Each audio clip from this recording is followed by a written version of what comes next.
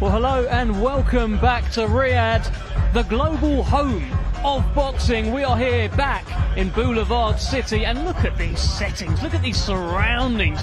We're at a place called The Fountain as Fight Week continues here, and this has been unbelievable so far. The build-up has just kept bubbling along. I'm delighted to have with me Mr. Andy Clark, Matt Macklin and Johnny Nelson. How are we, gentlemen? Well, good. The DJ's killing it, so getting the atmosphere going. Yes, the DJ's doing very well. We've got DJ Majestic in town who does all the sort of ring walks. I think he gave Eddie Hearn Here Comes the Money, things like that. Great fun. Today is the workout. Now, Andy, we've done it before. It's not your first rodeo or workout. What are you expecting tonight from these fellas? Not an awful lot, to be perfectly honest. We generally don't see fighters do much. It'll vary as to where they are with their weight making, if they're having to make weight, as to how much they'll want to do. It's not all that warm, so it'll be quite hard for them to get a sweat on. Other weeks we've been here, it's been warm in the evening, so if they wanted to loosen up and get the sweat, get perspiring freely, then they've been able to do that. But you won't really be able to do it tonight, so I don't think we'll see many people do an awful lot. Well, what we did see last time from Artur Beterbiev was that workout where he's like doing this stuff on his fist and doing all that. I'm sure you boys can both do that like in your sleep kind of thing. Do you think we'll get any more of that tonight? No, very unorthodox, but I think we'll probably see that again. It's kind of like his party trick, isn't it? And it conserves energy. He's not going to hit pads or anything like that. I think we'll see more of the same. There's no clues though, right? No fighter is watching another fighter and thinking, they're not going to see anything that they haven't seen before, right, Johnny? Beterbiev, apparently fight week, I get a fast fight week. He does it for his health. I'm supposed to do it to help maintain his weight. His training regime suits him. Bivol will be exactly the same. Nobody will be able to see something they didn't. I think at the tournament, Bivol said he learned more about himself after the last fight than he did about Beterbiev. So what is he going to do? He knows he's going to come in at a higher pace. He knows he's going to come in at a higher intensity. But you also know that Beterbiev is a consistent, strong fighter from round 1 to round 12. Listen, one of the stories that has emerged, that's of course the main event, Beterbiev Bivol. One of the news stories, Shakur Stevenson has a new opponent. It was meant to be Floyd Schofield. He's unable to take part. He's been pulled out of the event. And guess who gets the call? Josh Hadley from Doncaster. Thoughts? It's fantastic. It's absolutely fantastic. And we're biased, of course, because he's a UK fighter and you want to see UK fighters get opportunities. But we talk endlessly about how you need to stay ready, stay in the gym, never stray too far away from your weight, because you never quite know what opportunity might come your way. And he's just evidence of the fact that if you actually do that, then you never do really know what might come your way. He took that chance against Mark Chamberlain. He had decent notice for that, and he won the fight against all of the odds. That got him ranked in the top 15 with the WBC, and now he's able to step up and take this at short notice.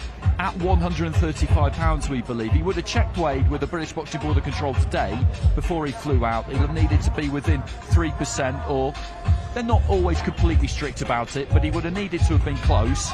And then if he makes it on Friday, on Saturday night, he fights for the WBC Lightweight Championship of the World against Shakur Stevenson. It's mind-blowing, but just a great story. Yeah, I can't imagine what his last kind of 24 hours has been like. It's quite incredible, Matt. We were just talking about it off air. I mean, this will be right up there in terms of upsets in the history of maybe sport, if he's able to pull this off and beat a 3-time world champion in Shakur. Yeah, I mean, I was saying to you, everyone knows that Buster Douglas, Mike Tyson, what an upset that was, but Buster Douglas was an Olympic gold medalist. He was a top contender in the heavyweight division. Okay, Mike Tyson's hype was all-time high, but he was one of the top guys. Josh Hadley comes from nowhere to upset Mark Chamberlain, and now he's going to fight one of the best pound-for-pound fighters in the world in Shakur Stevenson. It's just unbelievable. It'll be a rocky story, Johnny. So it's what we love, though, right? Now this fight card's got a bit of everything. It was already unbelievable, but now we've actually got the opportunity to see perhaps the greatest upset of all time. I think the lesson learned for fighters across the world is always stay gym fit. Boxing is your living. That's what you do. unfortunately, a lot of fighters today, what they do is they'll fight, they'll disappear, go on holiday for a few weeks, then they'll come back, they'll train to get the weight down, and then they'll train for a fight, where you should actually stay in the gym. And so if you look at what's happening with Josh Padley, he's probably getting ready Saturday night to have his mates round, let's have a little drink, have a bit of pizza, enjoy the show. Then all of a sudden, he is the show. And opportunity does not knock very often. It knocked for him because he's ready. And so that's how, and I'm quite sure he's got life-changing money for this fight. Money that he's probably never getting in a lifetime. So never write things off, because sometimes when you've got a standing opponent, they're a nightmare, because your expectations drop. You think, oh man, so it's hard for you to stay up there. And I'm quite sure Matt and everybody else can pick fighters that have stepped in last minute notice and beat the favourite. That's how it rolls. Listen, that is how it rolls. We're talking about opportunity knocking. Opportunity, of course, has knocked for Joe Parker. When Daniel Dubois was, he's the world champion, when people were talking about his next opponent, everyone, it felt like, was saying it has to be Parker. Why? Why is he so deserving, Andy? Well, you just look at the run that he's been on. We saw him against Simon Keane on the very first show, Fury and Ngannou. He took care of business there, and then he put his hand up to box weeks later, basically, against Deontay Wilder.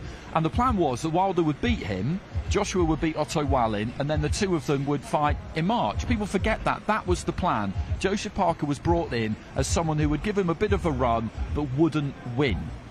And he did win. He upset the odds, and then he went in against Zhilei Zhang, another massive puncher. Again, he was an underdog, and he won. And those are two big names that he's taken down. So his form is there for all to see. He's completely deserving of the opportunity. If somebody had got it ahead of him, I don't think it would have been right. It's been one of the great features of Riyadh season. Winners stay on. You take the opportunity, you seize it, you do. Even if you lose, but give a great account of yourself, there's the high likely you'll be back with another opportunity. There's a synergy with actually both of their stories. Dubois and Parker both have been in fights recently that they weren't expected to win. Maybe they weren't supposed to win. They've come through, and now they meet at the top of the mountain.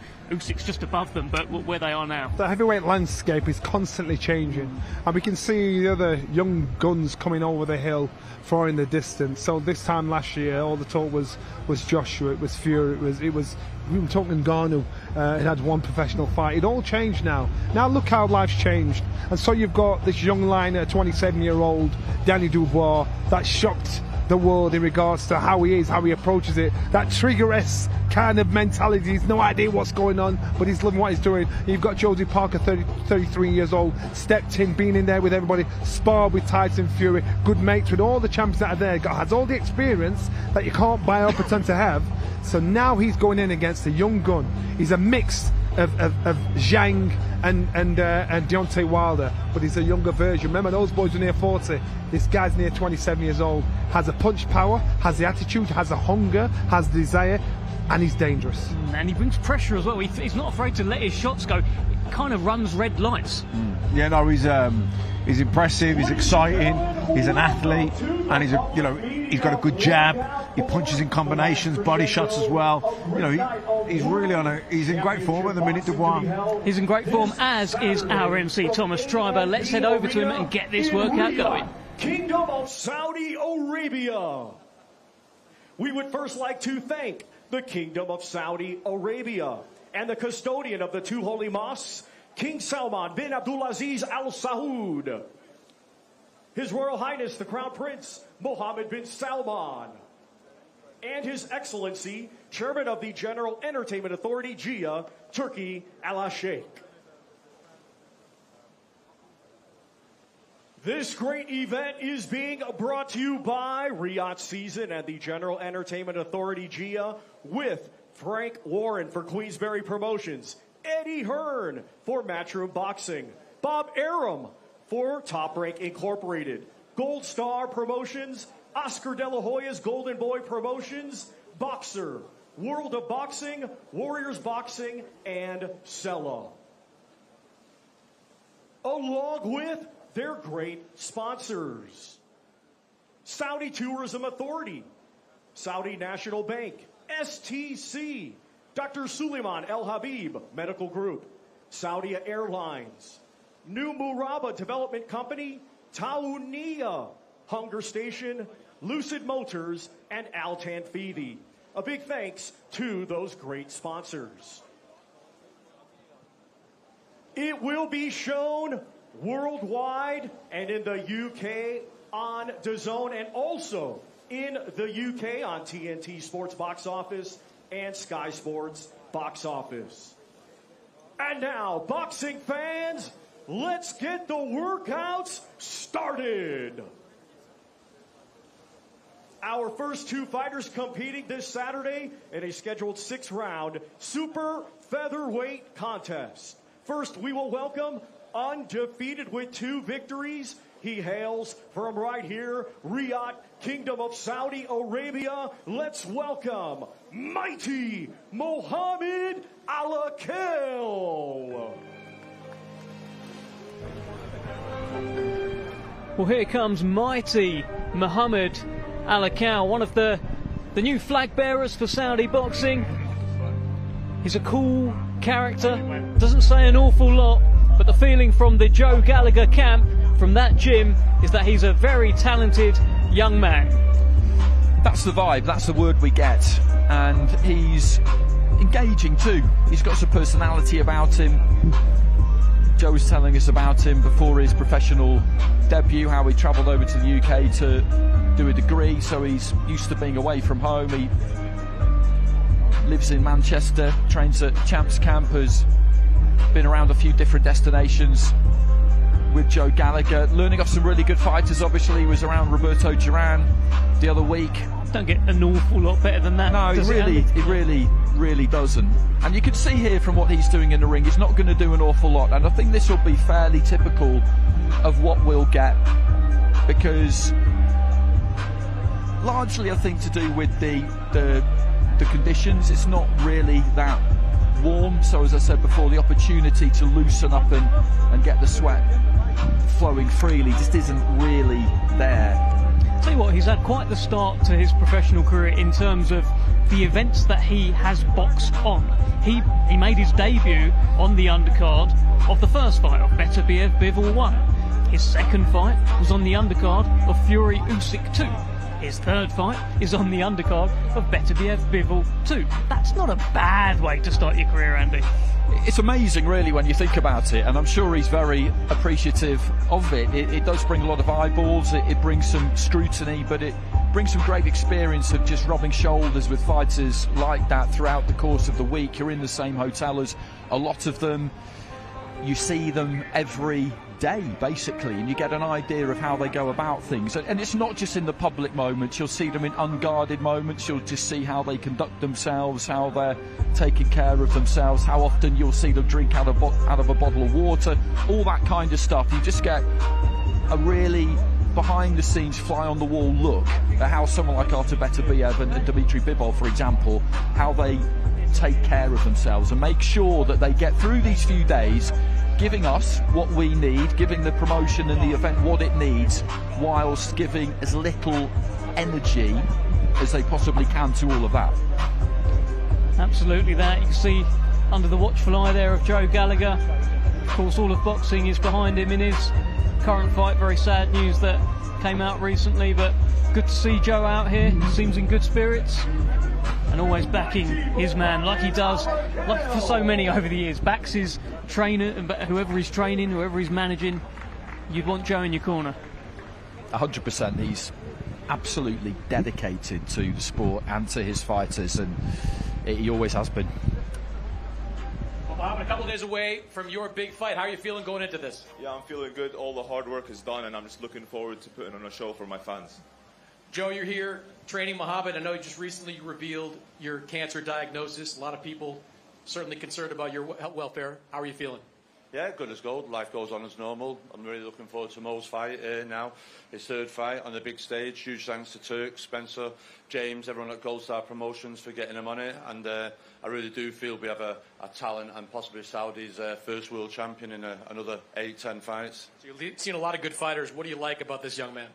his dedication, his application, he's willing to learn. We've had Roberto Duran in the gym for the last 2 weeks, giving him advice, and Mo's been like a sponge. He's absolutely soaked it all in, and how can you not with a pound-for-pound legend like Roberto Duran? So Team Duran are here. They'll be with us in the gym tomorrow, and we look forward to another good performance Saturday night. Mohamed, that's a lot of good minds you've got in the gym around you. What have you learned from Joe and from Roberto Duran? Yeah, I've learned a lot, good experience, and yeah, I'm very happy and thankful. Good luck on Saturday, Joe. We're all certainly rooting for you. Yeah, no problem. Life goes on, and we'll just make the best of what it is. Thank you very much. You got it. Cheers, thank you.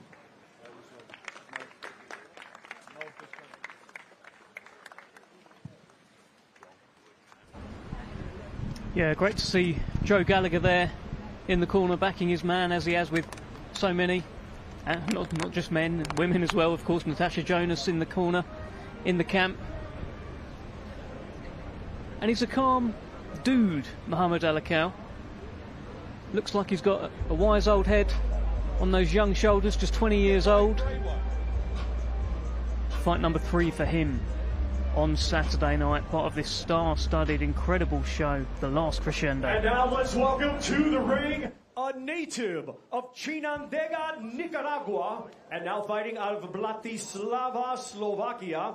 He is a veteran of 53 professional bouts. Let's welcome Engel El Cohete Gomez. Well, here comes Engel El Cohete Gomez, and look at the surroundings. We're at the fountain here in Boulevard City in Riyadh. Incredible. And Engel Gomez, he's feeling himself. He's making his way to the ring on that purple carpet. And Johnny Nelson, it's been nothing but good vibes tonight, and Engel Gomez is thoroughly enjoying himself. He has enjoyed himself, and again, everybody's going to come on this stage to try and make an impression. I think today what we're going to see from almost all fighters, including Gomez, they'll do as little as possible, just do their obligations in regards to getting out to do a public workout, little stretch. All the hard work's being done in the middle of the night down at the Tyson gym. So right now, this is probably the last chance we get to see them in the ring until Saturday night. So you won't really read much from what we see today. Well, with Engel Gomez in particular, because he's very much an away fighter, I wonder, Andy, if he's ever done a public workout before in his life. That's a good point, actually. He may well not have, because he won't have been part of a week like this where you're required to turn up probably last Saturday, because they were all doing an event on Sunday night, and then everything gets underway in earnest on the Monday. So he's not going to have any kind of nerves, I wouldn't have thought, and he'll just enjoy this and take it for what it is, as something that may not happen to him again. But if he boxes well, then you just don't know, do you? You don't know. He gets the call regularly from the UK for big shows, for decent fighters, because we know what he brings. Yeah. He's capable. He's a capable guy. Very much so. He's taken on a bit of a who's who of young British prospects, making their way through Billy Boom Boom Adams, Royston Barney Smith, how well he's doing at the moment, Jermaine Jluayo, who is Derek Chisora's nephew. So Engel Gomez, very much a man who gets the call. Probably wasn't expecting to see his name up in lights like this, though. This is quite incredible for young Engel. Unbelievable, and he's lapping it up. He's in the ring there. He's doing his shadow boxing, which I don't feel like that's majorly a part of preparation, but I think him just soaking up the atmosphere and really enjoying himself. Great to see. Yeah, I feel like this is something that Riyadh season has brought to the table, really. It's not something you see often in the UK, where the away fighters, especially quite far down the card, will be treated with so much kind of, lavished with these kind of big lights, bright lights, interviews. I think Chris Mannix is about to interview him as well. This doesn't normally happen. Let's hear from Engel Gomez. Engel, welcome to Riyadh. Big opportunity for you here on this fight card. How are you feeling going into this fight? Bienvenidos a Riyadh. Es una muy grande oportunidad para usted. ¿Cómo te siento antes de la...? Pues bueno, estoy agradecido por la promotora que me dio la oportunidad de estar aquí, y mientras tanto venimos preparados para hacerlo mejor, dar una buena combate. It's good to be here. He's been training hard, he's ready for this, and he's looking forward to the fight on Saturday. You were undefeated through your first 8 fights, have not been able to get a win since. How anxious are you to get that win on your resume? los primeros combates ganó muchos los primeros y después no ha ganado muchas peleas. Ahora, ¿cómo te siento para ganar un más grande combate? Pues bueno, en este momento me he dado la oportunidad de entrenar bien para venir a dar un buen espectáculo acá y que gane el mejor. He wants to be the best. He's been training hard to get a big opportunity and show his best. Good luck, Engel. Thank you.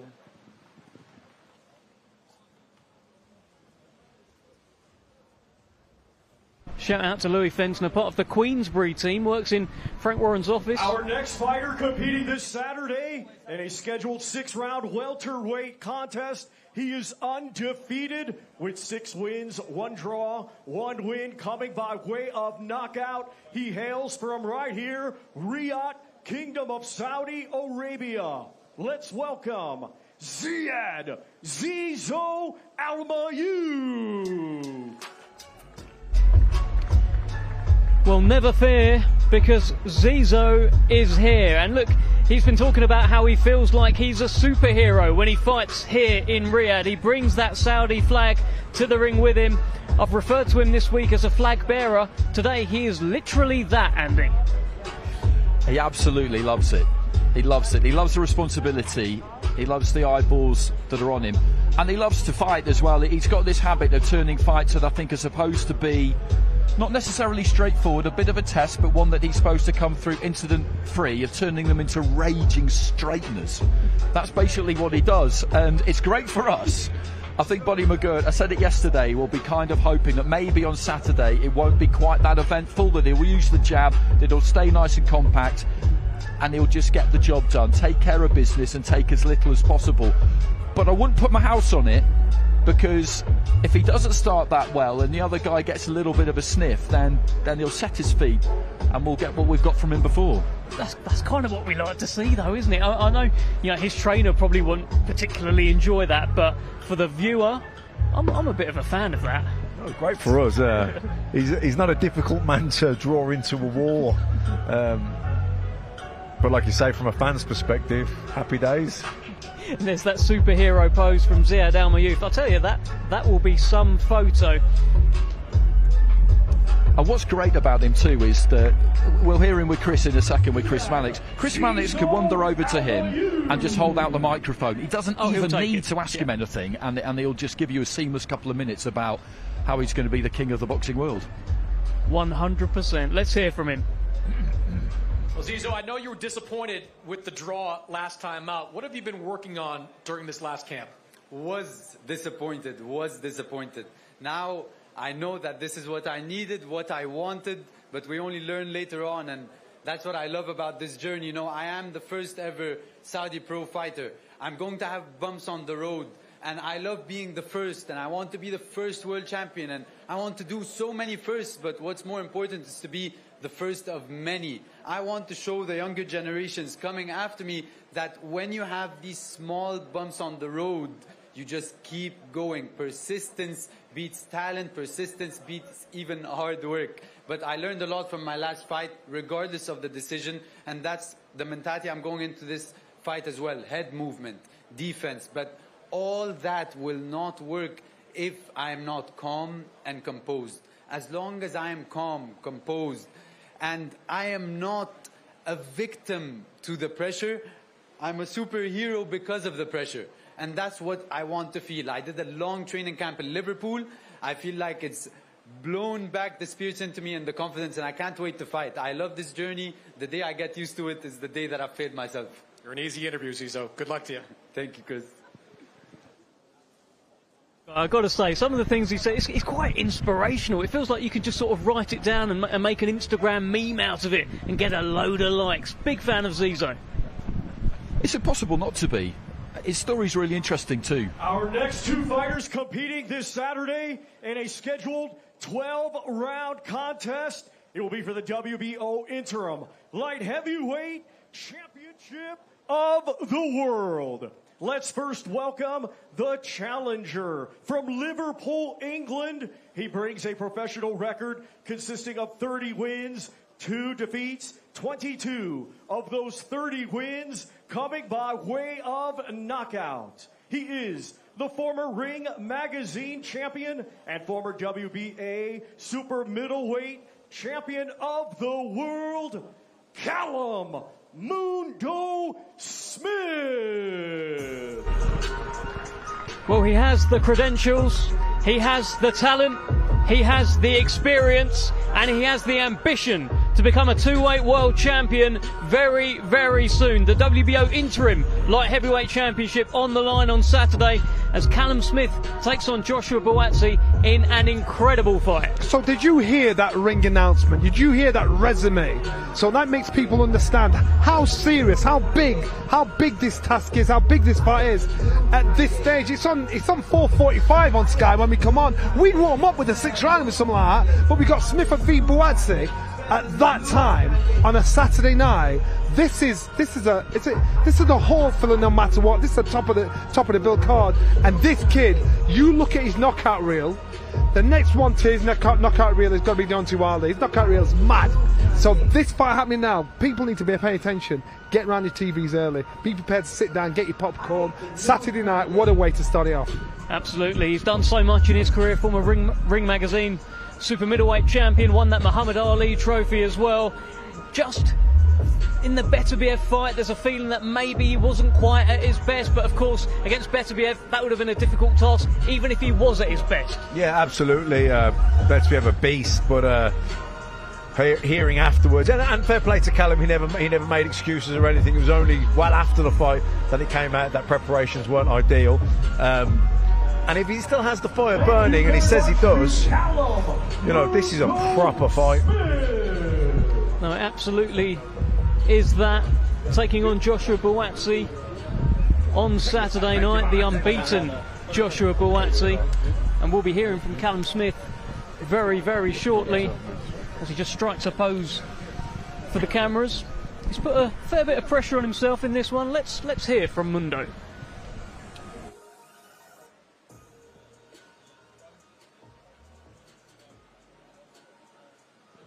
Is what you need to improve, and you know, losing definitely does that more so than winning. It's easy to paper over cracks when you're still winning and think you're doing everything correct, whereas losing, say, magnifies those areas, and if you don't go away and work on those, then it's, you know, it's pointless being in this sport. You've always got to evolve as a fighter and always got to aim to improve, and you know, I'm a bit of a perfectionist, so I'm constantly always trying to improve and better my game, and hopefully we'll see some of those improvements this weekend. Good luck, Callum. Thank you very much.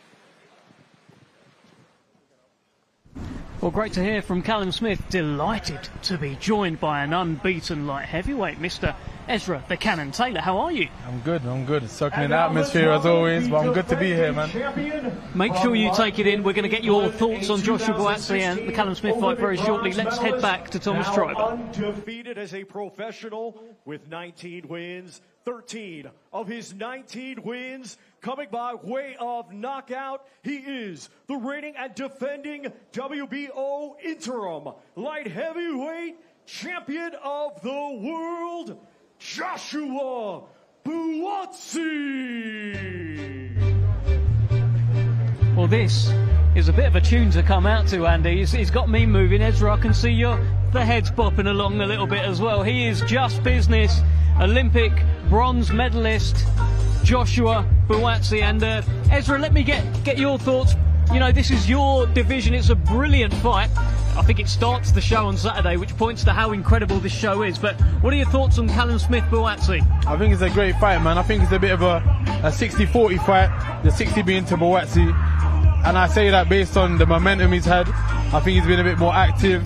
Callum Smith, I think he's coming to the end of his saga, no disrespect intended, and I feel like Buatsi's just got a bit more to win. I think it's a points win as well. Have you moved about with either of the guys? You know what, I haven't. I was meant to with Buatsi. I actually reached out to him when he was in the amateurs to go spar with him. Buatsi, nice guy, respectful as well, but never got around to it. But you know, hey, you never know where paths go and how they collide, you know what I'm saying?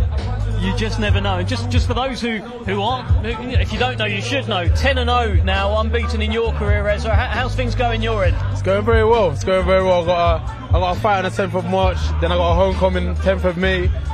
Big up Leewood. I'll be co-main event. I've got a few eyes on who I want to fight for the titles and etc. But you know, right now I'm just going at my own pace. There's a lot at stake here, isn't there? Because you mentioned there that Buatsi's career could have moved a little bit quicker. He doesn't like to hear that, but it is actually true. If he wins on Saturday, then you could say, actually, it's been paced really well. But if he loses, then it's quite a long way to fall. If Callum loses, then it's not impossible that he could call it a day. 100%, 100%. I feel like it's one of those ones where it's make or break for both of them. Well, let's hear from JB. I'm sure he's just business.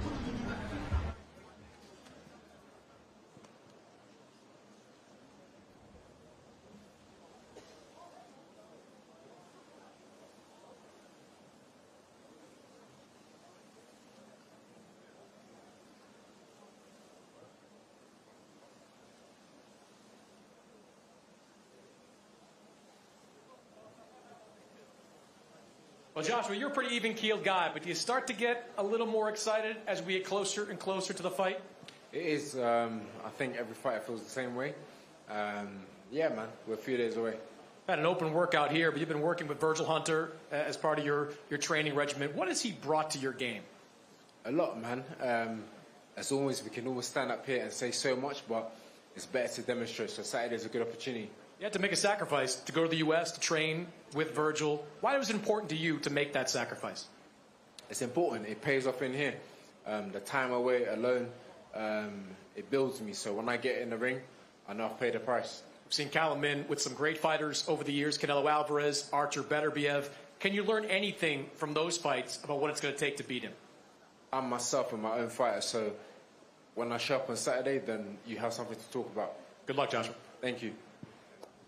Well, that is Joshua Buatsi. It is another one of these fighters that's taken himself out of the UK, based himself abroad, and really taken himself away from his home comforts. We're seeing Hamzah Sheeraz is also on this show, another fighter that has done that.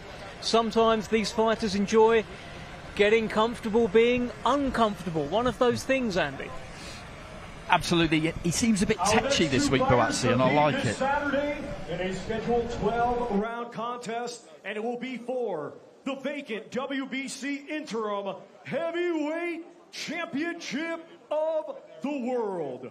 We will first welcome from Bochum, Germany, undefeated with 25 wins, 17 of those 25 wins coming by way of knockout. He is the undefeated former two-time EBU European champion and the #1 ranked contender by the WBC. Here is Agit Kabayel. Well, here's a two-time former European heavyweight champion, and he has all the intention in the world to become a full world heavyweight champion. Agit Kabayel makes his way to the ring. He is gloved up, which suggests we may get more than just a wave and a bow to the cameras. Looks like we may actually get something from Agit. Well, the fighters were most likely to see something from the heavyweights, obviously, because they don't have to make any weight. They probably trained already today, but given that they've shown up for this, then they might fancy doing a little bit, and it looks like he will. He's another fighter who has just gleefully ripped up scripts every time he's shown up, because first off, he was in with Arslan Makhmudov, and there was a real vibe about him. There was a lot of chat about him, this big glowering monster from Canada who was going to just put people to sleep, and he beat him pretty comprehensively. And then he was in with Frank Sanchez, totally different kind of challenge, who had top 5 rankings, I think, with all 4 sanctioning bodies. Cuban fighter who no one wanted to fight, basically after he ran rings around F.A. Jagba on the undercard of Fury Wilder 3, and he beat him and he stopped him. So again, you know, you talk about winner stays on and being here on merit, and he's another one, isn't he?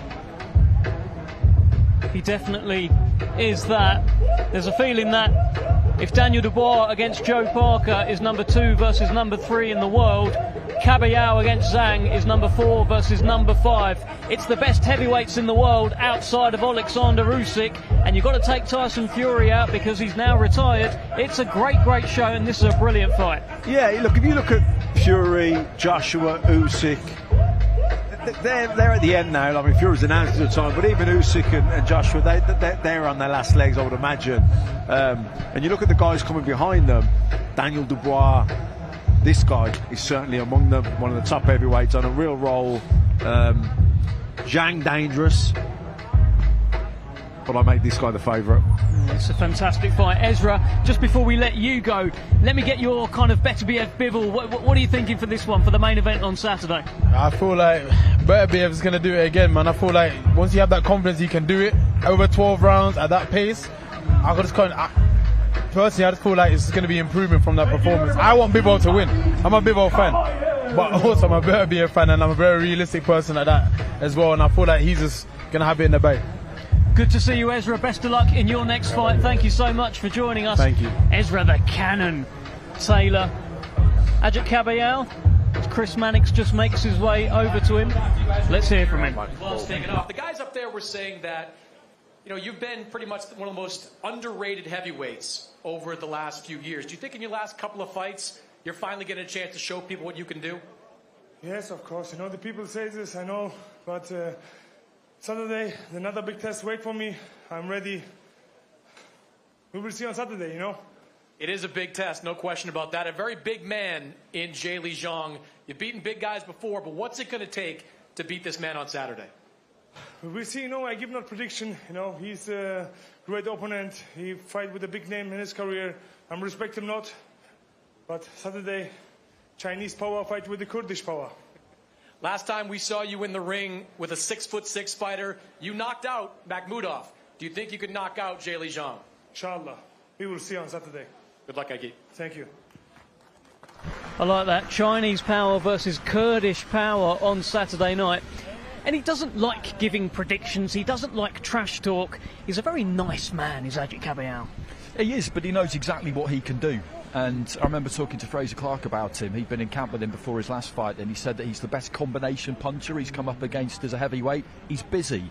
He lets plenty of punches go. He's got good rotation, good mechanics. He knows what he's about. USA, by way of Shenzhou, China, a 2008 Olympic silver medalist, now with a professional record consisting of 27 wins, 2 defeats, 1 draw, 22 of those 27 wins coming by way of knockout. He is the former WBO interim world champion and the #2 ranked contender by the WBC. Here is Zhilei Big Bang Zhang. Kabayel, I'm ready. Saturday, I bang you. Not even. Absolutely fantastic. He's got his own entrance music. He is dancing. He is moving. Zhilei Zhang is kind of becoming everyone's favourite heavyweight. He's great. And you look at some of the numbers that he does on social media, by the way. Not just his knockout clips, his messages to the camera in broken English. I'm not sure he knows what he's being told to say. I'm not sure he understands it, but he delivers it with so much gusto, you can't help but like it. He's great because he's an intelligent guy, he's a smart guy, and he's very knowingly embracing this role of comedy pantomime villain almost. And there's something really entertaining about that in what is a very serious business. Boxing, when you think about what they're doing in there, particularly heavyweight, and the sacrifices and the hardship and all of that, it's far too serious to be too serious all of the time.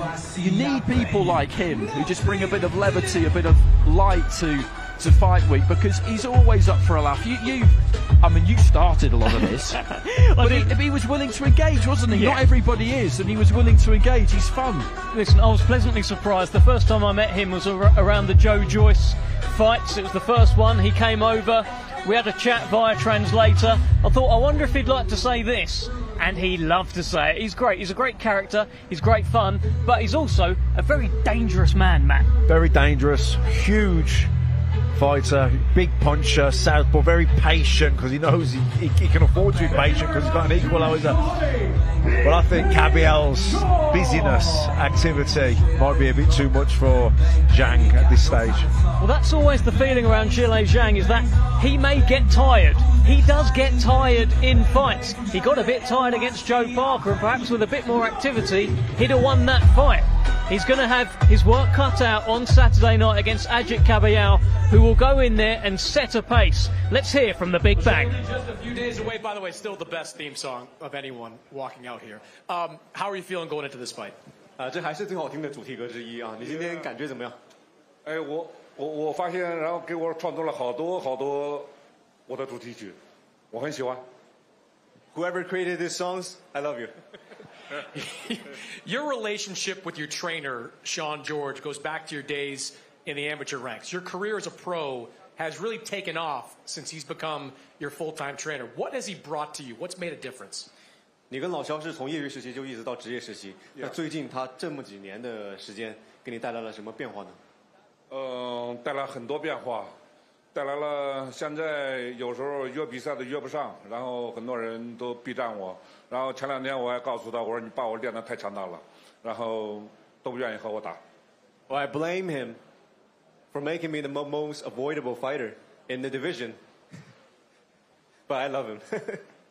We saw you look kind of not so great against Joseph Parker, and you looked brilliant against Deontay Wilder. What Zhilei Zhang can we expect on Saturday? 跟帕克的这一场呢，打的可能很多人觉得不是特别好，跟维尔德打的特别好。这周6会有什么样的表现？比打维尔德更好。Way better than when I was fighting Wilder. Good luck, Zhilei. Thank you. The Big Bang, he gave a shout out to whoever created the song. That is DJ Majestic, who blew Zhang a kiss from the shadows here. Our next two fighters competing this Saturday in a scheduled 12-round contest. It will be for the WBC Interim Super Welterweight Championship of the World. Let's first welcome the challenger from Khiva, Uzbekistan, a stellar amateur with over 300 victories. He now has a professional record of 10 wins, just 1 defeat, 1 draw, 7 of those 10 wins coming by way of knockout. He is the former WBA Super Welterweight Champion of the World, Israil the Dream Madrimov. Well, here comes Israil the Dream Madrimov. So much talent on this show on Saturday night, and Madrimov very much fits the bill. An elite talent making his way, of course, takes on Virgil Ortiz on Saturday. WBC Interim Super Welterweight Championship will be on the line. And I'm delighted to have with us, well, I mean, I hope this stage here has been reinforced because the Big Bang is in town, joined by Sean George, his trainer, and joined by Kurt Lee as well. Great to see you, gentlemen. How are we? Pretty good. We're pretty good over here. We're ready for Saturday night. Listen, this fight is tremendous against Kabayel. Kabayel has been taking people out with body shots. Are you wary of that, Zhilei? 卡维尔都是以基辅拳获胜的，你担心他的基辅拳吗？我不担心他的基辅拳，他的基辅拳在我这里毫无用处。I'm not worrying about that. It won't work on me. And why is that? Is that because you're too clever, too quick with your hands? You're going to counter him? Is that the plan? 为什么毫无用处？因为你想要赢击，还是你想要怎么样的？因为他打我的腹，然后我就打他头，看哪个疼。If it goes to my body, I go to his head. That's that simple. See what hurts more. It's a fantastic fight, Sean. How's it been like preparing for Agit Kabayel, an unbeaten heavyweight who's on a bit of a tear at the moment? Zhilei been motivated. We want a world title shot, and he's in our way, so we're gonna go right through him. Parker was a big challenge. How much has he improved since the Parker fight? He's always been good. He just had a lapse. It wasn't his best performance, but I think that right now Zhilei's locked in. This is going to be the best performance you see out of Zhilei. And Zhilei, we saw you. You were dancing, you were moving, you enjoyed the music, didn't you? 今天感觉很快乐啊，也喜欢听这歌。Yeah， 这是我的专属歌曲。非常好听。 Yeah, this became my theme music. I love it. Best of luck to you on Saturday night. Great to see you, Zhilei. Thank you. Oh, look at that size of that man's hand. Let's head back over as Chris Mannix joins Israil Madrimov. Israil, first off, you turned 30 years old this week. Happy birthday. How do you feel in a new decade of life? Поздравляю тебя с днем рождения. Как ты чувствуешь себя с наступлением новой декады? Assalamu alaikum, everyone. Hey, I'm feeling great. You know, this month for me it's especially my birthday, my coach's birthday. You know, my brother's birthday because it's especially months and especially fight. Inshallah, I'm feeling great. You fought a very competitive fight against Terence Crawford. What did you learn from that experience? Что ты извлек из боя с Теренсом Кроуфордом? I want show inshallah on Saturday this one. You're fighting a young, very strong fighter in Virgil Ortiz. What kind of fight are you expecting? Ты дерешься с очень молодым и агрессивным бойцом. Какой бой ты ожидаешь? Interesting fight for me, my career, because you needed see this fight. Good luck, Israil. Thank you so much. Is Israil Madrimov in good spirits? It's his birthday this month. He's smiling. He's happy. He's enjoying himself. He is.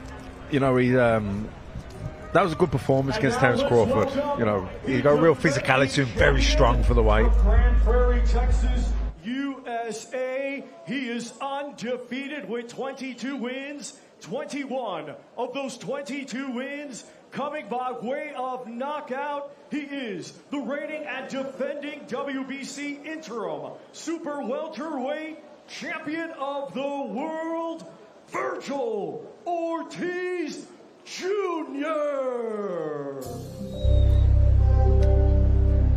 This is one of the two fights I think go the distance. Two main fights that go the distance. This and top of the bill.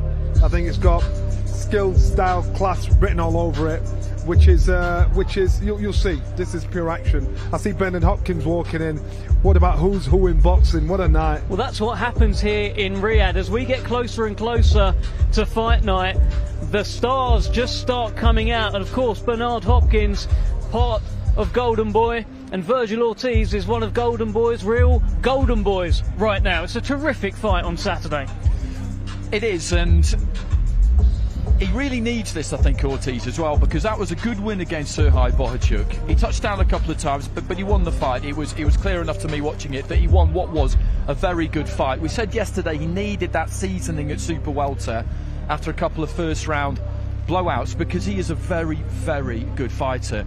And what happened to him around the weight making at welterweight, the problems that he had, and the subsequent diagnosis of rhabdomyolysis, which is a condition that I'd never heard of before, but that basically causes a breakdown of the muscles. It's mentally, that must be a difficult thing to get over, because it's easy for us to think, okay, well, you just move up in weight and it'll all be fine. But when something like that happens to you as an athlete, it would mess with your head. It really would. And also the opponents, they start getting bigger. You can't just go up in weight. The fellas up there are going to be bigger.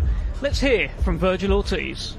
Well, Virgil, I know you've been waiting a long time for this opportunity to fight here in Riyadh. How are you feeling a couple of days out? I'm very excited, man. I'm very motivated, and I'm ready to go, man. I'm ready to fight, you know.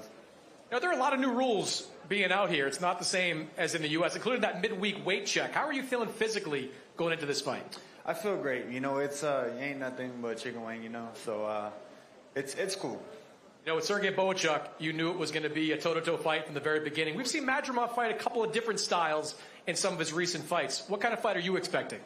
I'm expecting a chess match, but you know, exciting at the same time. You know, it's not going to be boring. It's going to be a fun one for the fans. What do you think is the key to beating him? Just being myself. Good luck, Virgil. Thank you. I like the sound of that. An exciting chess match, Matt.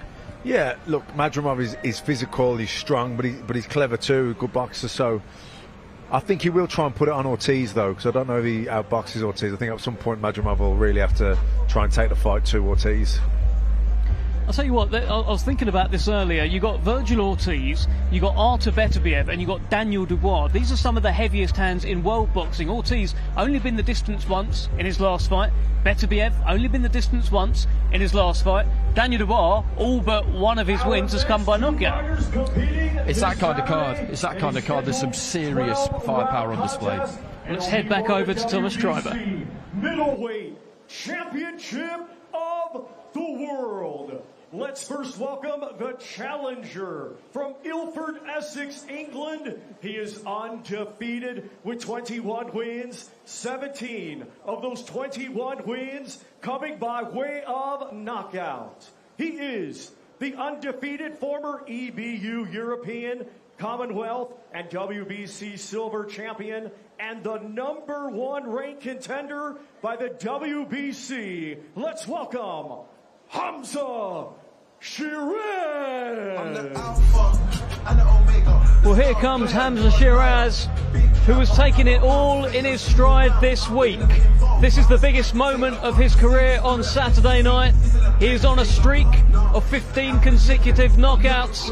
He can't seem to put a foot wrong at the moment, and if he gets it right on Saturday, he will be the new WBC World Middleweight Champion. I've bragged and I've boasted and shouted a lot about this young man, and I think he'll end up being a 3-weight world champion. The size of him to say he's a middleweight, he'll go to super middle, he'll go to light heavy. He has absolute talent seeping out of his pores, and he's probably 25-40% of himself. And let's not forget, he was down at super welterweight as well. It's unbelievable how he managed to even reach that on the scales. 6'4", Hamzah Sheeraz. Frank Warren has referred to him as a modern-day Thomas Hearns.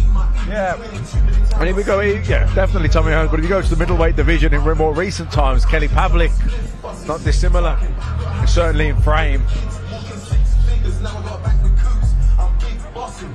And he's done everything that's been asked of him so far. He had that one kind of blip against Bradley Skeet, a controversial ending to that fight. People asked plenty of questions after that, but as you say, the move up in weight seems crazy now that he was ever at 154 pounds. And I'm not sure he's going to be at 160 that long, to be honest with you, but long enough to win a world title if he can do it on Saturday. He is absolutely huge, 25 years old. And he wants to become the WBC World Middleweight Champion. There hasn't been too many of those from the UK. I think Nigel Benn was the last one. Let's hear from Hamzah Sheeraz. You've been asking for this opportunity for a few fights now. You finally get it. How are you feeling as we get a little bit closer? Yeah, alhamdulillah, I'm feeling great, ready to go. Just soaking it all in. Damas is an experienced guy in multiple weight classes. What's going to be the key for you to beating him? Just staying disciplined, listening to Ricky, like I said, doing what I do and just enjoying it as well. Not sure if you caught what he said yesterday, but he said the plan on Saturday is to decapitate you. Your thoughts? Good luck to it. Good luck to it. Good luck to you, Hamzah. Cheers, thank you. Good to hear from Hamzah Sheeraz. Not giving an awful lot away, going through the motions a bit, but it's a big one on Saturday. A lot of these fighters conserving their energy. And now let's welcome the defending world champion from Elias Piña en la República Dominicana. He has a professional record of 24 wins, just 1 defeat. 18 of those 24 wins coming by way of knockout. He is the reigning and defending WBC middleweight champion of the world, Carlos El Caballo Bronco Adames. Well, here comes Carlos Adames to the scenes of the fountain here in Boulevard City. He's carried himself with a certain meanness this week. I don't know if his comments are getting lost in translation, but what he has said are some very, very bad intentions for Hamzah Sheeraz. I don't think they have been getting lost in translation. When he came in to talk to Sky on Monday, he was very disparaging about Sheeraz's opponents. And he basically has dismissed him, verbally at least, as an overhyped UK prospect, essentially. He said last night, didn't he, that he's going to be my next victim. I'm going to decapitate him. Yeah. You know, he's not playing. He's not playing. And I understand why, because he'll look at Hamzah and feel like, okay, you're a Riyadh season ambassador. I get it. You know, what everybody wants here is for you to win and take my title. You know, I've got, you know, you've got something that you want, but guess what? I've got something I want to give you. And that's the way he's going into this, 100%, and I love it. I love the energy coming off him. I think this could be a hell of a fight between these two. Yeah, I think so as well. Stylistically, it feels like it's just going to gel. Carlos Adamez, a very physical fighter. He can be very rough and tough in there. And Andy, as you said, I mean, the script is all about Hamzah Sheeraz, and this being a crowning moment for a Riyadh season ambassador. And this man here, Carlos Adamez, on your screens, has probably read that script. He just don't care. He's here to defend his title and leave with it. He's got his own script. And it's interesting what he said about Hamzah Sheeraz and about the level of the opposition. Now, Sheeraz has been brought along lovely. You know, maybe a little bit too lovely. You know, and if there's something that could be, maybe he hasn't picked up certain seasoning, but that's because of, you know, his ability as well. So, yeah. We've boxed a couple of southpaws recently, of course, Hamzah Sheeraz, and been sparring and training for southpaws. Of course, Tyler Denny last time out. Before that, it was Austin Ammo Williams, and this is another southpaw test on Saturday. He switches, though. He does switch. Oh, he can move about. Let's switch over to Chris Mannix. Well, Carlos, you have come to Riyadh with a lot of confidence going into this fight. What makes you so confident that you can get the job done? Viniste a Riyadh con mucha confianza. ¿Qué te da tanta confianza que tú vas a poder ganar este sábado? Mi trabajo, mi dedicación en el gimnasio, mi forma de trabajar, mi equipo de trabajo, cómo me manejo dentro del ring, mi fortaleza, todo es un complemento. My work ethic, my team, my hard work, my ability inside the ring, and my whole camp process. We haven't seen you in the ring since last June. How anxious have you been to get back into a fight? No te hemos visto en el ring desde junio. ¿Cuánta ansiedad tú tienes para volver al ring? Tengo mucha. Me siento muy bien, me he preparado muy bien para esta pelea. Pienso que voy a dar la mejor versión de mí en esta pelea. Verán un nuevo Carlos Adame que se enfrenta a todo tipo de retos. Pienso que me siento muy bien. I am very anxious to get back. I think you will see a different Carlos Adames. I think you will see a great one. That's a big man in Hamzah. What's the key to chopping him down? Es un hombre alto, Sheeraz. ¿Cuál es la idea principal para poder ganarle? Los cocos son más altos y los tumbamos. Pienso que a él lo voy a tumbar también. Coconuts in coconut trees are higher, and we can still take them down. Good luck, Carlos. Thank you. Decent little analogy there from Carlos Adamez. Not as much menace as there was yesterday. He's talking about coconut trees, whereas yesterday, as you mentioned, Andy, he was talking about decapitating Hamzah. But I'm looking forward to seeing what he has to say at the press conference tomorrow. Will it be venomous or not? Fighter competing this Saturday in a scheduled 12-round contest, and it will be for the WBC Lightweight Championship of the World. He will be taking on the challenger, Josh Padley. Let's welcome the defending champion, fighting out of Brick City, Newark, New Jersey, USA, a 2016 Olympic silver medalist, now undefeated as a professional with 22 wins, 10 of those 22 wins coming by way of knockout. He is a 3-weight world champion and the reigning and defending WBC lightweight champion of the world, Shakur Stevenson. Well, Shakur Stevenson has had quite the 24 hours. He was preparing to take Floyd Schofield on Saturday night. That's who he thought he'd be fighting. A late change means he's now taking on Josh Padley. I'm not sure where his head's going to be at. He'll fancy himself, of course, to beat Josh Padley, of course, but it's never ideal, is it? I think Shakur Stevenson fancies himself to beat anyone in the world in any weight division. He's full of confidence, and why wouldn't you be when you're as good as he is? But yeah, it's never I suppose the biggest thing he's got to watch out for is that he doesn't overlook Josh Padley now, because he's still got to go in there and get the job done, and he doesn't want to sort of take his eye off the ball.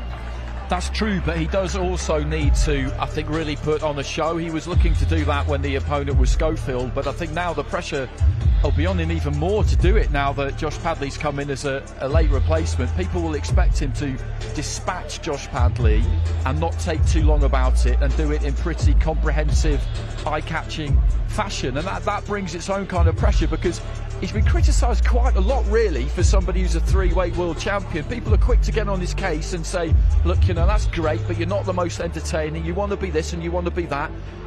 We need a highlight reel knockout. We need more. That's what people are saying. So the change of opponent, Johnny, is kind of, it's difficult for him in a way, or could be. And the opportunity is there to salvage the opportunity to showcase Stevenson, so at least he's still on the bill, he's at least still in action. Great opportunity for the Doncaster's Josh Padley, but you know, we know where the cards are laid. Shakur, you just can't escape the drama, can you? What have the last 24 hours been like? It's been fun. I mean, I love the show. I love everything about this. I'm still on the card. The show must go on, so I'm ready to put on the show. You actually predicted that Floyd Schofield would not make it to this fight. How did you feel when you found out he had pulled out? I was already kind of expecting it. I knew the kid was scared from the start. I knew he was scared from the jump. When I seen him, he was definitely scared. So I think he's a punk. When they brought the name Josh Padley to you, what was your immediate response? Yes, I mean, I watched one round. I'm in shape. I mean, they could have sent anybody. They could have said, Lomachenko, let's fight. I'd have said, let's do it. So. You say you don't watch a lot of film on your opponents, so you're just going in there trying to do you? I mean, I know me at my best could beat anybody at their best, so I'm the best in boxing, and I'm going to show y'all Saturday night. Good luck, Shakur. Thank you.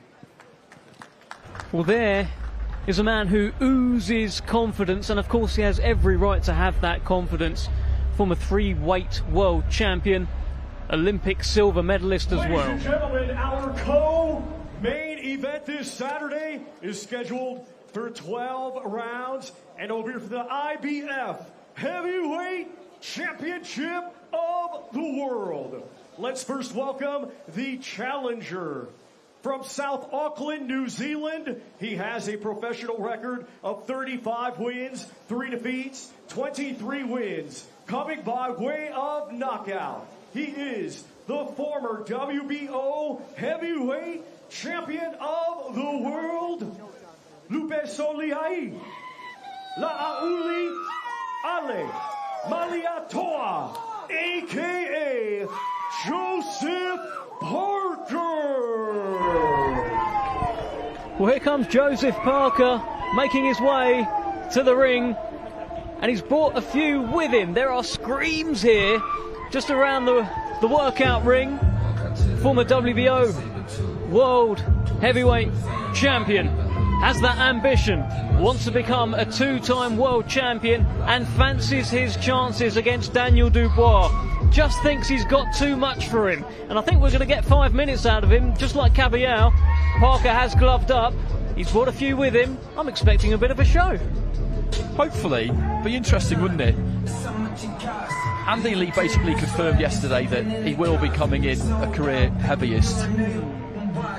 The target has been 120 kilos, which is 18 stone 12, which is about 9 pounds heavier than he's been at his heaviest previously, and it's muscle that's gone on him. It's been a long process, and they've really thought hard about things in this new phase of his career in all aspects, the S&C, the nutrition, the planning of camps around family, and all that kind of stuff. And it looks like he's reaping the benefits, because I think he's happy with every single aspect of preparation currently. He feels like he's in the best possible place to succeed. He's giving himself every chance. Yeah, that is the feeling around Joe Parker, that every time we see him, he just looks happy. He looks content. He looks in a good place in his life. We haven't seen him in the ring since March 2024. So it'll be almost a year when he sets foot in the ring on Saturday night. But he's been working on himself. whilst there may be some ring rust, he's been in the gym, he's been training, he's been putting on some muscle. Yeah, and maybe he wouldn't have been able to put on that muscle had he been active with fights, because you're preparing for fights, you can't bulk up as much because you're doing more cardio, etc. So maybe it's all happened for a reason for him. You feel like as a heavyweight he's always had the basic minerals for it, because he's from that Samoan heritage, and physically he has their kind of traditional attributes. You know, he's kind of big boned. Yeah. There's that natural musculature there. And big legs, big backside, and that's really good for a heavyweight, because that's where the real power comes from, not just to throw a shot but to hold one.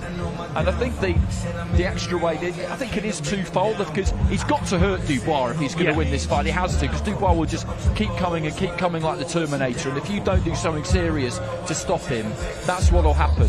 That you know, it's a small place, that ring. Yeah. He's going to have to pick his moments, but he's got to hurt him. But you know, he's going to get hit too. So that extra weight will help him, I think, hold the shot. You know, it's a fascinating fight. This, it really is. Yeah, as you say, he'll have to hurt him, and hurt him early, because Daniel Dubois is going to be all over him. He only knows one way, does Dubois. But this Joe Parker that we're looking at, it feels like he's a completely different fighter to what he was when he became world champion. That was so many years ago now. Look at him now. Looks heavier, heavy-footed, stands still, more, plants his feet more, and maybe he's just adjusted that, tweaked it for this particular fight. But you can tell, most fighters that have turned up tonight have done as little as possible. He'll give us our 5 minutes of speculation. But you know what? That shows how serious he is. He just wants to get the job done. Every opportunity he can do to improve himself, to prepare himself for Saturday night, he's going to do it. Because realistically, he's actually working on a couple of things here. He could have tapped and moved, tapped and danced, shadow boxed and did nothing, but he's actually working on things. Yeah, I think he is. I think Andy's got a little GoPro on, hasn't he, Andy Lee? So they're probably even filming this and having a look at it later on. It's that kind of attention to detail that you can see really when they do their fly on the wall stuff that they've been dropping on YouTube. You see what they want you to see, but they do show you a lot. You know, it's fairly open, because I think they're just so happy with the way that they've got the setup. Yeah, he's terrific across social media, is Joe Parker. He's got those fly-on-the-wall documentaries that you mentioned, Andy, and who can forget the music videos that he's been making. I mean, he kept a lot of us sane during lockdown. It was like a new video every day. And then the call-outs. I don't think he's done one of Daniel Dubois, but he called out Dillian Whyte with a wonderful version of Back for Good by Take That. Him and his pals all together, sat around a car, miming, or at least I think they were miming. Maybe Joe Parker's got a hidden talent of being a great singer too. He's certainly a very talented man, and I'm looking forward to hearing from him. I think Chris Mannix is poised and ready. Let's hear from Big Joe Parker. Well, Joe, I don't think too many people here in Riyadh have been as happy as you to be here. You've been smiling all week long. How are you feeling a couple of days before this fight? You know what? I actually feel fantastic.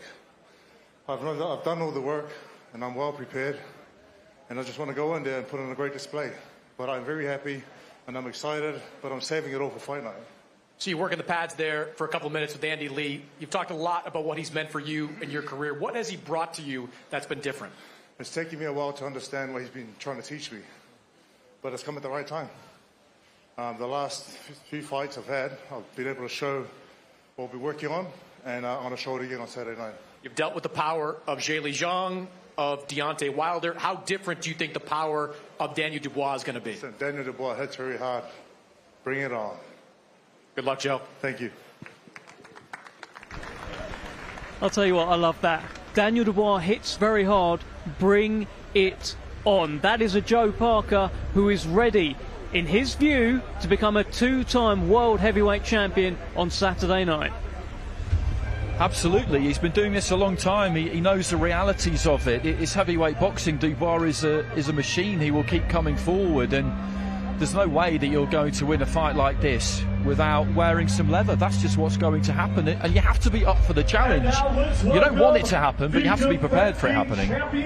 From Greenwich, London, England, his professional record, 22 wins, 2 defeats, 21 of his 22 wins coming by way of knockout. he is the hard-hitting, reigning, and defending IBF heavyweight champion of the world, Triple D, Daniel Dynamite Dubois. Yo, hear me now, rude boy and rude girl. Joseph Parker, you know, say you're in a world of trouble when you want to test the champion. Daniel, oh Daniel, Triple D Dynamite Dubois. It's Daniel, oh it's Daniel, Triple D, the heavyweight champion of the world. Well, here comes Daniel Dynamite Dubois with his own customised music. I've been saying all week, this is a man who is getting more media savvy. He understands it, more commercially savvy. He's got his own ring tune now, Matt. And I love it, what a tune. Yeah.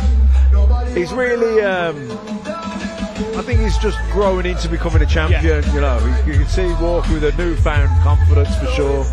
And that was an ear-to-ear smile from Daniel Dubois. I think he's been fairly relaxed this week, you know. There's a few things that he doesn't want to do. He doesn't particularly like doing those little social media games that all the broadcasters and promoters get them to do. It's not really his thing. He wasn't having any of that, was he? In our room anyway on Monday, he was having absolutely none of it. But that's fair enough. You know, it's not his bag. He doesn't want to engage with it. But that performance at Wembley was massive. It was huge. I thought he looked good all week, actually. People were looking for signs of nerves and tension. I didn't really feel like they were there. This is a guy who zones in and locks on naturally in a way that other people I don't think are really able to do. Now he's found that self-belief. He's a dangerous man. Well, delighted to be joined by Mr. Andy Lee, who has been plotting the demise of Daniel Dubois. How are you feeling? Not too long to go now. No. You had a little look at Daniel Dubois there? Yeah. He's not going to do anything, is he? He's not training. I like the song though. The song's good. I really like the song. Yeah. Well, listen, he's grown in confidence. He's got his own song now. He feels like he's a completely different guy. But you guys are very confident. You get the job done on Saturday. We have to be confident. We believe in the work we're doing. It's an extremely hard fight. It's a 50-50 fight.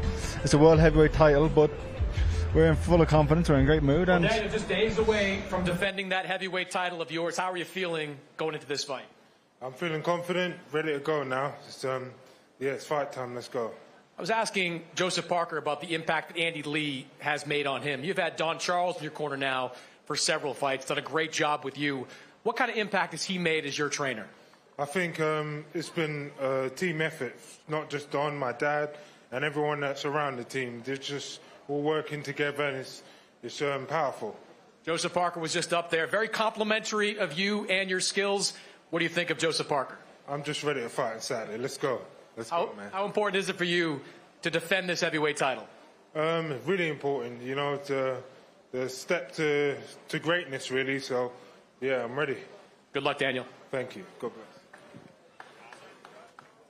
Well, delighted to have Andy, a couple of Andys actually with me now as well. It's just dawned on me. Look at this. Andy Clark's over there. A couple of Andy men and Andy Clark. Andy Scott and me. Sorry, Andy. That's every time I do it. The latest. He's the latest in a long line of people to confuse us. Everyone does that. Listen, tell me this. It's been a while since we've seen Joe Parker in the ring, right? It will be almost a year on Saturday. But it feels like that's actually been a good thing. He's gone away and worked on stuff, right?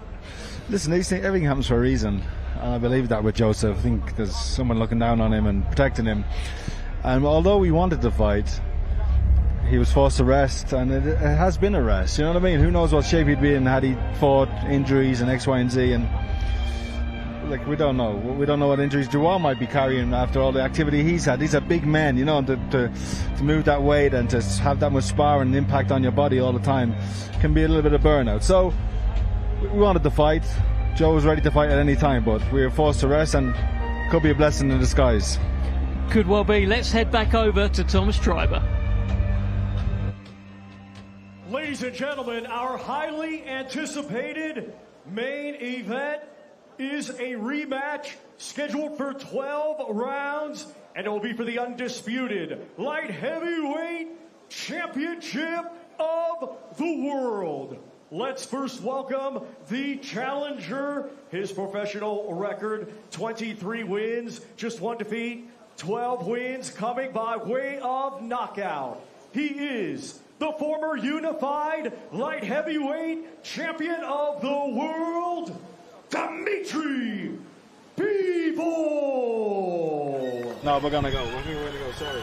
Well, here comes Dmitry Bivol, introduced there as the challenger, and it's been a real while since he's been a challenger, has Dmitry Bivol. It absolutely has. Joseph Parker has joined us up here, and he's got to get away because it's quite cold. It's quite cold. Andy wants him to get away. I totally understand. I've been addicted to your YouTube episodes that you've been dropping during the course of camp. It's been great insight. The attention to detail in this second phase of your career, as you describe it, around S&C nutrition, the boxing coaching, but also the structure of camp and the family visiting, everything. You just seem like you've got it all down. I feel like I do. The work I've done with Andy and George, and like everything coming together, and I'm finding I've found that balance in life and in boxing and in training and in camp. And when you find that balance, everything is like I'm a happy fighter, which makes me a dangerous fighter. And I've been happy all week because I'm calm and I'm relaxed, and all the work's been done. There's nothing more I could have done. Like I've ticked all the boxes, done everything right, and now it's just time to put it all on display and go out there and give it my best. Bigger, stronger, knockout win on Saturday for Joe Parker. That's the plan. Bigger, faster, stronger, better looking. You look good. Best of luck to you, Joe. Thank you, Dave. Best of luck. Thank you. I rate that. I rate that. Listen, I think he has got better looking, by the way, Andy. The beard, he's got the beard game strong as well. A few more wrinkles than he used to have back in the day. Are you with me on this, Andy? No, 100%. He's got that kind of Leonidas Spartan thing going on, yes. Isn't it? Gerard Butler, you know what? That's a big compliment, isn't it? He's gone. He didn't hear it. That's a shame. But it's great watching these elite athletes at work and getting that inside the fly on the wall stuff that he's given us is great. We don't get exactly the same kind of thing from Bivol, but I have seen some. He's been training out in Turkey, and you see some of the things he's been doing. They're not reinventing the wheel, Dmitry Bivol and Artur Beterbiev, and nor somebody like Joseph Parker. One of the things that's always fascinated me about boxing is that, okay, S&C has developed, nutrition has developed, but Matt, when it comes to the basics of it, the kit that you find in the gym now is the kit that you found in the gym 100 years ago. The basics of boxing are the same, and they always will be the same. And as I said, these two are the top of the bill. They know that. It's about drilling, it's about repetition. Some people find that boring, other people love it. No, look, S&C is great in the sense that it makes you fitter, faster, stronger. But in terms of tactics and technique and things that work in boxing are the same things that always work in boxing. Like you say, you can't reinvent the wheel. I'll tell you what, Dmitry Bivol looks very, very calm and relaxed. Gave us a little something there, showed us that Soviet style. Let's hear from him. Well, Dmitry, it's been a long time since you were introduced as a title challenger. How are you feeling going into this fight? It's something new again. Challenger, it's new, fresh feelings. I like it. You went 12 hard rounds with Artur Beterbiev a few months ago. What did you learn from that experience? I learned that I don't like to lose, and I want to win. You've said this week that the biggest adjustment you have to make is to throw more punches. Does that mean you'll be taking more chances in the ring? Yeah, of course. Not only more punches, more movements, more better speed, more heavier punches. Felt his power for 12 rounds. Does that make you more prepared for it the next time around? It's not about to prepare against the power. It's more about to make yourself better and to be ready for all situations in the ring. Do you think this fight will look a lot like the first fight, or are you expecting a very different one? I'm so excited, like all of boxing fans, how it will be. This is why it's so interesting, I think. Good luck, Dmitry. Thank you. I'll tell you what, it sounds like Dmitry Bivol shares our excitement about Saturday night. He's excited on behalf of boxing fans. And that's just great to hear, because this is the elite end of the sport, and you want these guys to have that kind of attitude to it, and they both do. And now let's welcome the defending champion. He is a two-time Olympian, now undefeated as a professional with 21 wins. 20 of his 21 wins coming by way of knockout. He is the hard-hitting Ring Magazine champion and the reigning and defending undisputed light heavyweight champion of the world, Artur Beterbiev. Well, here comes the enigmatic, heavy-handed Chechen monster. The undisputed world light heavyweight champion, Artur Beterbiev, hasn't given much away this week in terms of his answers. Sometimes they're one word, sometimes they're two. His two favourite ones are "we'll see." I can't imagine Chris Mannix will get an awful lot out of him in the interview, but where we do get so much out of him is when that first bell rings and it is non-stop pressure. Yeah, constantly exerting pressure on his opponents because he carried that power as well, the nervous energy, the tension, the concentration factor. You know, and I was so impressed with how Bivol actually coped with that. You know, but he did come on strong at the end, and I'd imagine in this fight he may even try that final push a little bit earlier. It was rounds 10, 11 and 12 in the first fight that he was really in the ascendancy, and it just felt like Bivol was flagging a little bit, and maybe those championship rounds won him the fight last time. I think they did. I think that's exactly what happened. He came on really, really strong towards the end, and he needed to. He needed to. His corner were telling him that he needed to. And at the end of the fight, they were unsure, as we all were, which way it was going to go. They maybe felt that he started to get to him or picked it up a little bit too late, but it's a really interesting measuring stick that for him, pacing that 12 rounds, because he's massively experienced, but he'd never done it. And when you always stop someone and the pressure has always got to them in the end, when you find yourself in there with somebody who is able to handle it better than anybody else has, how do you know when to really put your foot down? It's hard, isn't it? It's very hard, and you've got to get it right, because you don't want to go too soon and then run out, have a good final push, but not get him, and then you've ran out of gas, and all of a sudden then Bivol, nicks it off you again. Well, he is now 40 years old, but a tremendously fit man, completely lives the life. And this is the quickest turnaround of fights that he has had in 10 years. Only 4 months separate Beterbiev Bivol 1 and Beterbiev Bivol 2. Will that be an advantage for Beterbiev? Will it be a disadvantage? What do you think, Andy? I think it's going to suit the pair of them absolutely fine, to be honest. I don't think that Beterbiev is still going to be feeling that first fight. It was really intense. It wasn't an absolute war, but very, very intense. Concentration levels had to be incredibly high.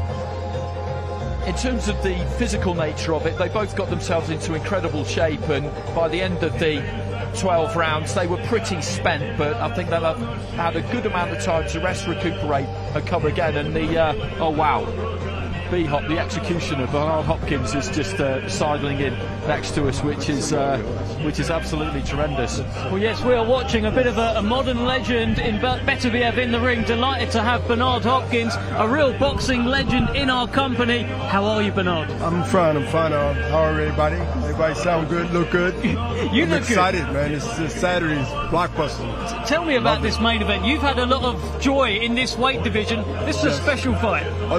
Look, this is a fight where Bivol wants to prove that he's still relevant and he's still the best at 175. Look, the light heavyweight division has always been a step to the cruiserweight, then some heavyweight, but this division is so,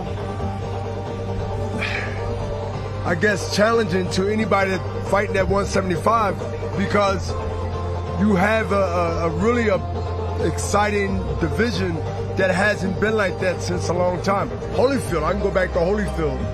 I'm a Philadelphia guy. I can go back to Matthew Saad Muhammad, Marvin Johnson. The light heavyweight division has always been sort of like the best kept secret division, with guys that either went to heavyweight or cruiserweight. But we were just talking about Beterbiev and how he's achieved longevity into his 40s.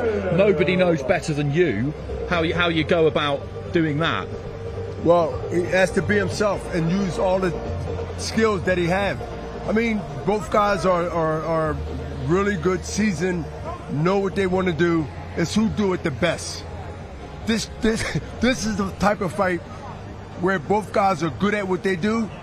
Whoever made the less mistakes will win. Let's hear from Artur Beterbiev. Well, Artur, here we are again. You and Dmitry Bivol, the undisputed light heavyweight championship, just a few days away. How are you feeling going into this fight? I'm not bad. Does it feel any different having experienced 12 rounds with Bivol the first time? You now have that experience to lean on? Yeah, it's different. Yeah, a little bit different, but it's good. It's good experience. You know, after that first fight, both you and your trainer, Mark Ramsey, said you can do a lot better the next time around. What can you do better? Everything. Everything. I will try to do everything better. Are you expecting a different version of Dmitry Bivol? Maybe. Maybe. We'll see. You got off to a little bit of a slow start in that fight. You've gotten off to slow starts at different times during your career. Is it important to you in this fight to get off to a faster start? You know, we'll see. Like, we never know how it's going. Good luck on Saturday, Artur. Thank you. I'll tell you what, I feel like he needs to get that catchphrase. We need to see T-shirts with "We'll see." That's his We'll thing. see. We'll see. We'll see. Bernard, what will we see? We better not see What do the you think? first slow start. Yeah. He cannot start slow on his second go around. Because I think that if he does start fast, I think that he can really finish the fight with a strong finish. It might come out with a decision, but it's going to be a close fight, and whoever sticks to the game plan and be sincere about it, we'll see and do, I think that's going to be the outcome of this fight. The nutrition going to play a part, but it's going to be more of a, I want it more than you. They know each other. They've been 12 rounds. I don't believe they're going to surprise each other. I believe one going to have to do a little bit more pressuring and also establishing his dominance early. This is an early mental fight that's going to turn into a physical and all-around slugfest. That's my opinion. It's an absolutely tremendous fight card. I mean, look at this, Bernard. We're bringing it up here on the screen. So much to look forward to on Saturday. And, of course, there's your man, Virgil Ortiz Jr. against Israil Madrimov. That's Another a tough fight. Yeah. Another tough fight. And again, I believe Virgil, based on his last 2 or 3 fights, has been evolving step by step by step. This is the fight that's going to test all those fights he had before this one, whether he's ready for the big dogs of the stamp of superstar in the sport that we're in. And it's very few superstars. There's a lot of good fighters, but very few superstars. And we need those superstars to make big fights. I'm curious on both of your thoughts, particularly on the Hamzah Sheeraz. You're both middleweights. You reigned for a long time. It's a great fight. Sheeraz against Adamez feels like a hard fight as well. Matt, where are you on it at the moment? Well, I think Adamez is, the more seasoned guy, isn't he? Sheeraz has been brought along nicely, looks really good, blown guys out of there. He hasn't had that fight, that real tester fight, but this, it's a world title fight. He's going to have to put it all together on the night because Adamez hasn't come here to give his title away easy. And I agree. I mean, you need that explanation. We've got a brilliant heavyweight fight as well, the IBF World Heavyweight Championship on the line. It's 2 fighters on a kind of redemption arc. Daniel Dubois, since his setbacks, made his way back. He's a world champion now. Joe Parker built his way back from his setbacks. Brilliant fight, Bernard. Yes. I mean, every fight on this card has a story. Everybody has a story. And they're going to want to display that come Saturday. One thing we hear as a promoter now, and promoters supposed to say, this is a great card, this is going to be a blockbuster. Every fight on this card has a potential for either person to win or lose. There's no wide favor. There are favoritism, but there's no favor that anybody that I've talked to from Philadelphia here in Saudi and Riyadh season this Saturday. They're excited. The fans are excited. And that's what everybody on the stage want. That's what we want in boxing. We haven't had this. I mean, when the last time you've been excited week after week after week or month after month after month, which is in this case, this is what boxing needs. This is what makes me happy as a Hall of Famer in the middleweight division, also in the junior lightweight division, light heavyweight division. But this is great, y'all. And I'm here to be part of this and here to be with y'all here on Riyadh season. And we're so happy to see you as well. Thank you. You sound excited. Bernard, you are excited. Matt, you sound excited tonight as well. Not just every fighter can win the fight that they're in on the card. Every fight on the card could steal the show and be fight of the night. And perhaps no one's more excited than Andy Clark. You've loved tonight, Andy. It's been great. It's been great because it's just great listening to someone like you, because I grew up watching you and you know, it's just, this is what you get. These are the people you get at these occasions, and there'll be more arriving by the weekend as well. It's going to be quite something. It's going to be quite something. Thank you so much, Matt. Thank you so much, Bernard. Thank you, Andy. And thank you for joining us. It feels like since this show was announced, there's been a countdown timer in the head of every boxing fan around the world. Well, the good news is that countdown is nearly over. Join us tomorrow for the press conference ahead of the greatest card of all time.